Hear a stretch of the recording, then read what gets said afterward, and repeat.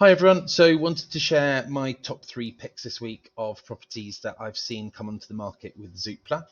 So first things first are under 500k bracket, and the property that immediately caught my eye is this instruction that's literally just come to market with Oliver Jack on Bow Road in East London. Now, always a fan of period properties. I think they tend to perform the best above all stock in terms of capital appreciation because period properties, the nature of them being they're not being built anymore.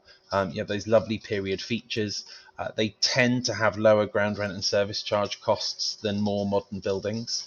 And yeah, so this one really caught my eye on the market at, well, offers over 495. So the question will be, what does this end up being closed out for?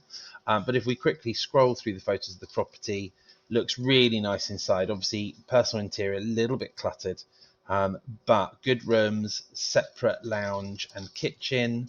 Bedrooms look to be a decent size. Kitchen is looking a little bit dated, but that could easily do with just a cosmetic facelift. You could keep the cabinets, put some new doors and worktops and appliances in, retile the splashback, and that would really transform how that space looks. But the big thing that caught my eye is this beautiful private patio garden that the property's got. So this little walled private patio garden out the back, and this is where you get a massive tick in the box from tenants. Giving them a proper private outside space to use is really going to boost the rent on this property.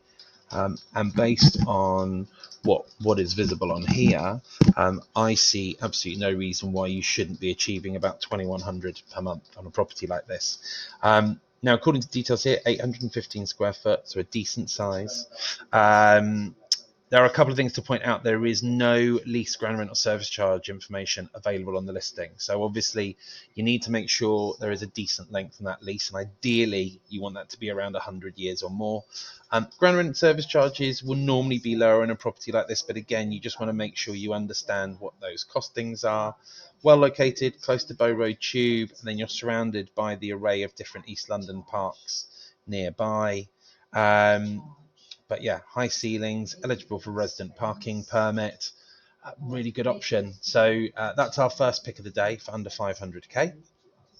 Now, hopping across to our 500 to 750k bracket is this quite staggering 5-bedroom property in New Cross Gate.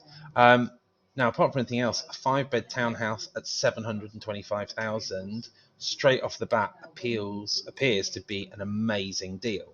Now, add on top of that, it is a bona fide house that's freehold. It's got off-street parking. It's got a private garden, and this just seems to get better and better and better.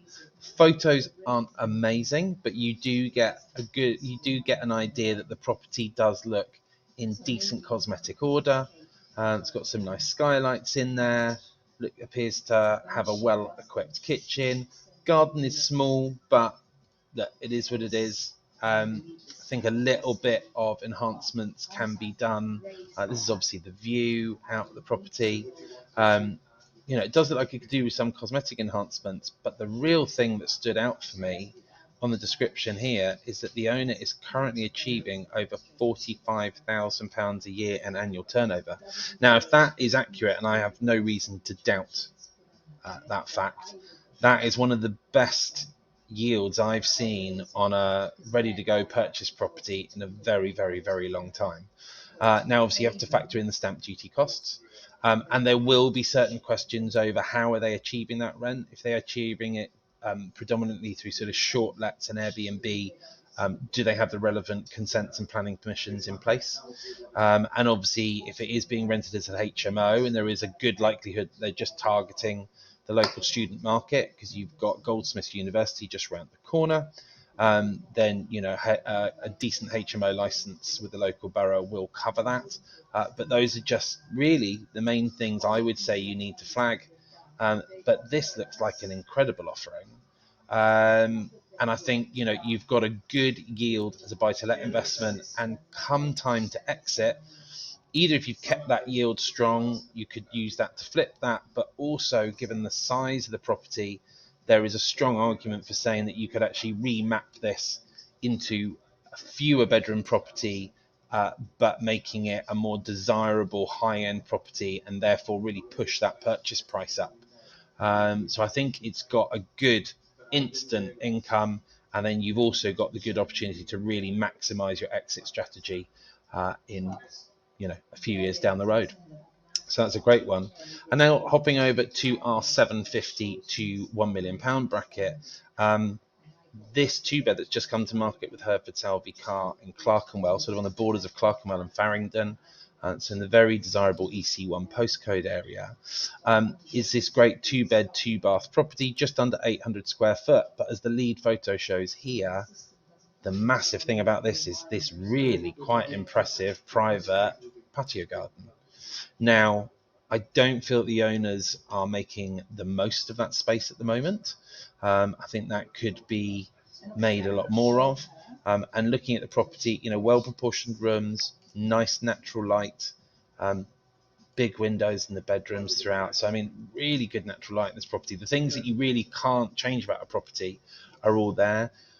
Interior-wise, a little bit dated, but really that is, that's just a quick cosmetic overhaul. In a converted gin distillery, so again, you're in that period character building tick box, which always gives a property appeal both for tenants, but also when it comes time to exit down the line. Character and period properties always just add that certain extra value to the property, that extra appeal. Now, unusually, this property benefits from underground car parking, and there's also a day porter. So day porters, massive tick in the box for tenants, because it means someone's there to take deliveries during the day, to let in contractors if there's maintenance issues, just a real convenience factor for the tenants. And the underground parking, if the tenant doesn't need it, and typically you'll be able to get a premium if the tenant does, but providing the lease permits it, if the tenant doesn't want it, you should then be able to sublet that space. Now, at very least to someone else within the building, but if the lease and the setup permits, you could lease that externally. And a car parking space in the city, I wouldn't be surprised to see a space in the city achieving sort of £250, £300 a month as a separate space. So there's some really good opportunities here. Virtual freehold, which is what we call a 999-year lease. So there's 973 years left. Ground rent's reasonable.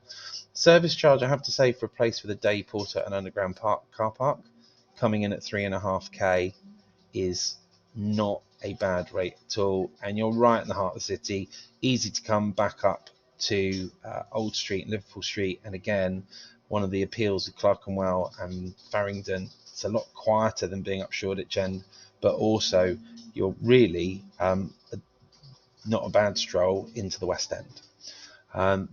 So yeah, I think this property would require, to get the best return, it would need a cosmetic overhaul.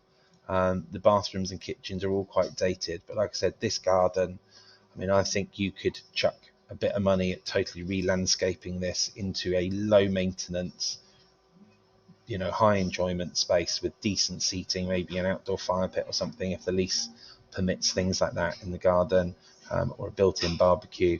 Really just making this, as they have done in the marketing, leading with this photo. They know this is one of the big appeals. No buildings too close either, so you're always overlooked in London, but not too bad. But yeah, natural light and space and format all look really good. So yeah, this looks like an absolute bargain to me at the moment for the location. So there are our top three picks for this week. So if any of those float your boat, make sure you get in touch with those agents nice and quickly. Get those critical bits of detail, get in to see them if you need to, and get your bids in. Thanks for your time. Catch you guys soon.